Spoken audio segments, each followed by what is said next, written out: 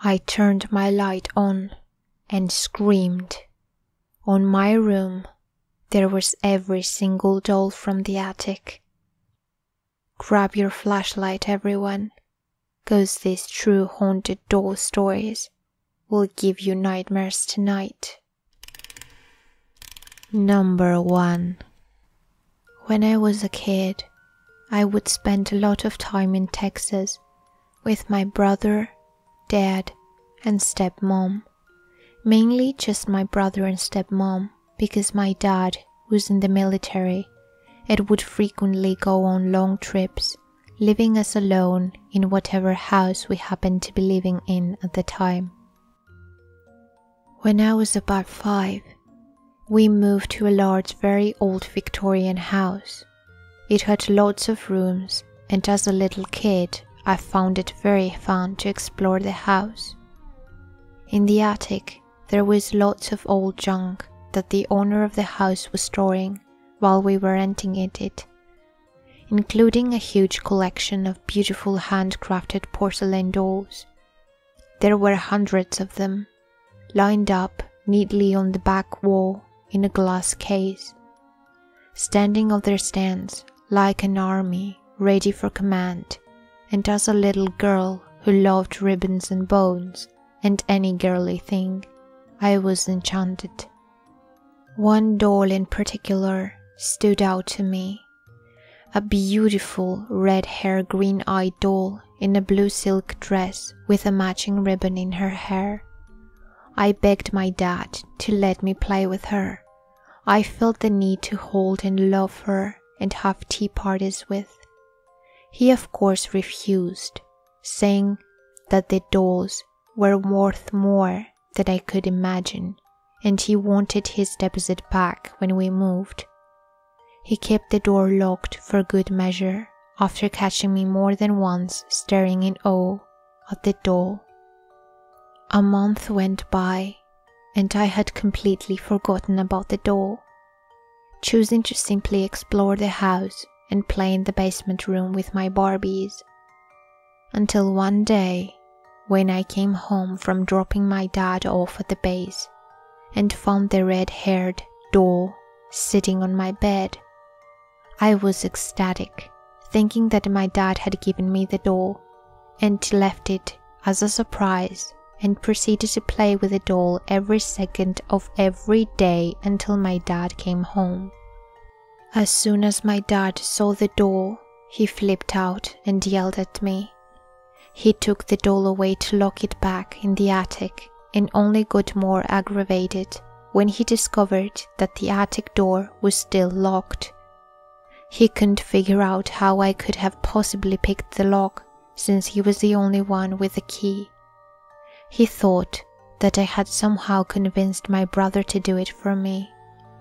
Another month went by, and my dad installed another lock on the attic, warning me and my brother what would happen if he found out we had been in the attic again while he was gone. That same night, when we returned home, the doll sat on my bed again, leaving me wary of its presence. Something that had once made me so happy now made me cautious and nervous. I told my stepmom, but she immediately became angry and slapped me. Then she punished my brother and tried to return the doll, only to find that the attic door was locked. She tore the house apart, trying to find the keys she was positive we had been hiding. Finally, she gave up and locked the doll in her room. The night my dad came home, I was terrified, and he wouldn't speak to me or my brother at all. He only gave a short speech about how we needed to go to our rooms and not come out. On the next trip he made, we didn't went with him at the base. We sat in our rooms and had a quiet evening alone. I spent the night trying to figure out how the doll had gotten into my room. Later, after I had fallen asleep, I heard soft music box music that slowly woke me up.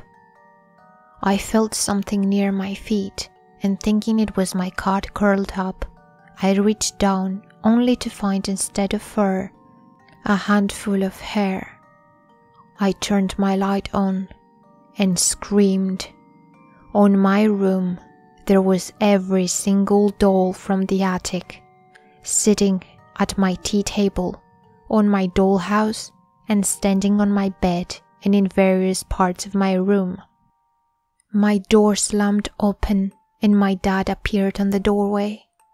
He took one look at them and then he grabbed me and ran out of the house, dragging my brother and stepmom along with us.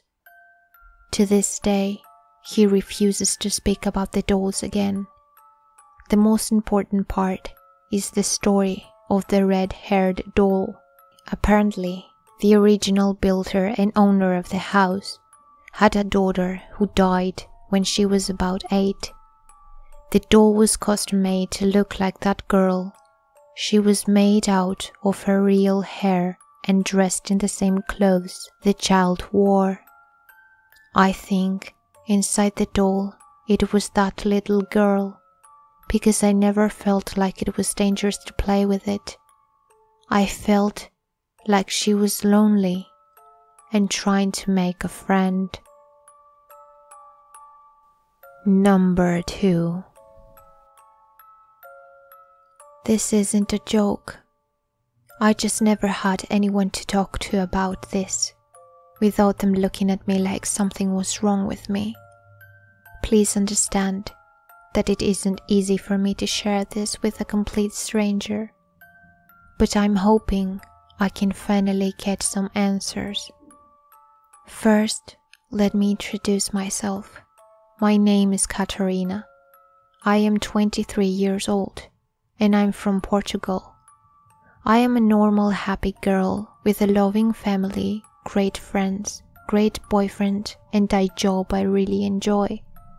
However, not everything in my life is perfect. Every now and then, I have the most terrible, scary, violent, atrocious nightmares you can imagine.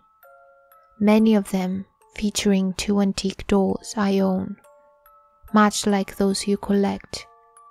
But this isn't anything new to me. It all started when I was, if memory doesn't fail me, 6 years old. So it was 1993. Around that time, my mom gave me what I thought was the most beautiful doll I had ever seen. Her face was porcelain, with rosy cheeks. Her eyes were blue. The hair was long, wavy, and blonde, and her dress was my favorite color, pink. I adored that doll, but my mom told me I couldn't play with her the same way I did with the other dolls, because she was frail and could break. My grandparents never gave me toys, not because they didn't want to, but because they never knew what kids in my age liked to play with. So they would always give me money for Christmas.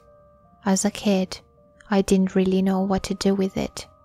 But the next Christmas, after my mom gave me the doll, I asked my grandparents for another doll just like the one mom had given to me. For she looked painfully alone on that shelf, and so they did. I was so happy. The new doll had all the same features the other one had, except she was shorter and her dress was a very dark shade of red. They were both so beautiful next to each other on my shelf. I liked to imagine they were friends. But I soon began to notice something wasn't okay. As you know, some porcelain dolls have eyelids that open and close, and others have permanently open glass eyes. Mine had the glass eyes, so they weren't supposed to move. Only they did. The first thing I noticed about them was that during the day, their eyes were as if they were looking left. Both dolls at the same side, always in sync. But at night, they would be looking the opposite direction. I started staring at them. trying to figure out what was happening. But the more I stared, the more afraid I would get. I am sure this isn't anything new to you, and I bet you have heard many, many stories like this. But there is more. I wasn't imagining things. I invited friends over for sleepovers, and all of them saw what I saw and got really freaked out. I forgot to mention that I had those horrible nightmares I told you about all along. I can't remember if I had them before I got the second doll, or if they began after I got her. When this started, I had never heard of haunted dolls, or even seen horror movies based on such things, since I was only a child. The nightmares got worse and worse, but the ones I have today aren't so different from the ones I had when I was 11. In some of them, the dolls have changed positions. Their backs are turned instead of facing me. I don't know what this means, but it scares the hell out of me. But there's one thing that's always present when I dream of them. There is always blood involved. They usually have blood on their faces and hands, and they usually kill or hurt someone I know and care about. Never me. They never hurt me physically or directly. They torture me with horrible bloody bodies in their cells covered in blood, grinning maliciously. I know that it may not sound that bad, but trust me, it is. Words just fail me to describe precisely. One day, when I was about 12 years old, I saw a box my mom left randomly outside of my room. And the first thing I thought I should do with it was to put all the dolls on the shelf inside the box and take them to my family's country house, where I would only see them occasionally. And so I did.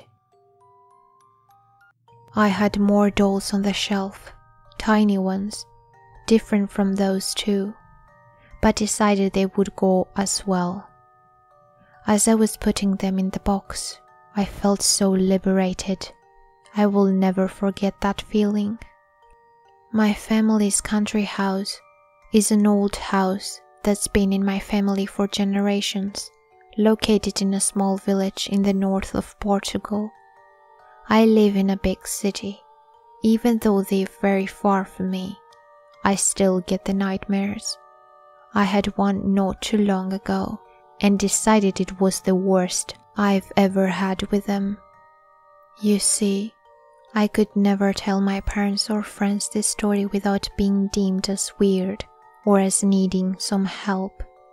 So I kept quiet and suffered in silence for years.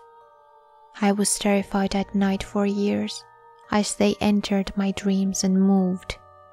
I forgot to say that sometimes their eyes were looking straight at me. I also can't decide if one memory I have is real or if I dreamt it only. I think I found the second doll once with her back turned to me and facing the wall, but I don't know if that was real. I'm telling you all of this because I know you will understand, even though you don't know me. I thought this would just go away, but it hasn't. I am 23 now. Why am I still having the same type of nightmares with these dolls? I have no idea if this is relevant to this case, but I've had several other paranormal experiences, ones that aren't related to the dolls. However, this stopped when I turned 13 or 14. Every time anything paranormal happened to me, it was bad. I don't know exactly what it was, but all the energy I felt was negative, like those, let's call them spirits, were there to hurt me. My question is, why haven't my problems with the dolls stopped?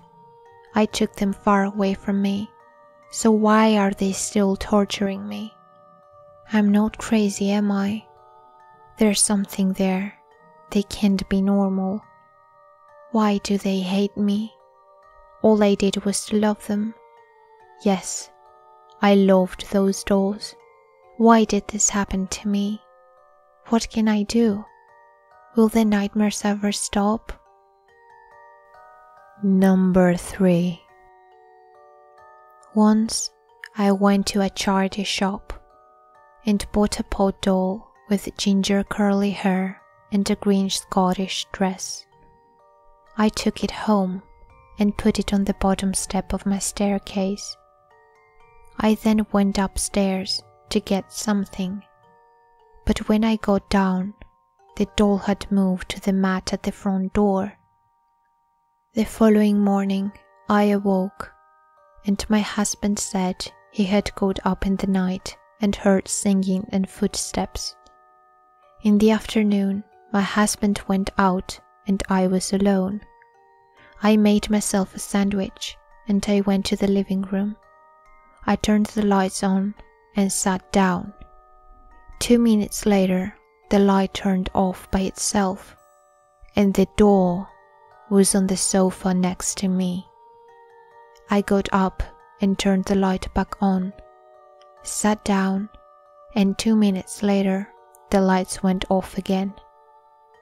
Ever since I bought the doll, I've heard singing and laughing, and I've seen it moving, even now.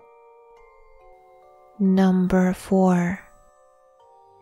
Mandy is a doll of unknown origin who apparently haunted her owners for years. The latest owner complained of hearing her crying at night, and it was not until Mandy was donated to Quesnel Museum in British Columbia that the crying finally stopped. However, now Mandy haunts the stuff of the museum in which she resides. According to the stuff, their lunches go missing and Mandy has broken or otherwise harmed dolls that she has been encased with. Pictures or videos of Mandy are known to come out distorted or erased, making her one of the most haunted dolls in the world. Hey there, thank you so much for listening. If you like this video, please leave a thumbs up. And if you like my videos and want to see more, subscribe to my channel. And I will see you all in my next video.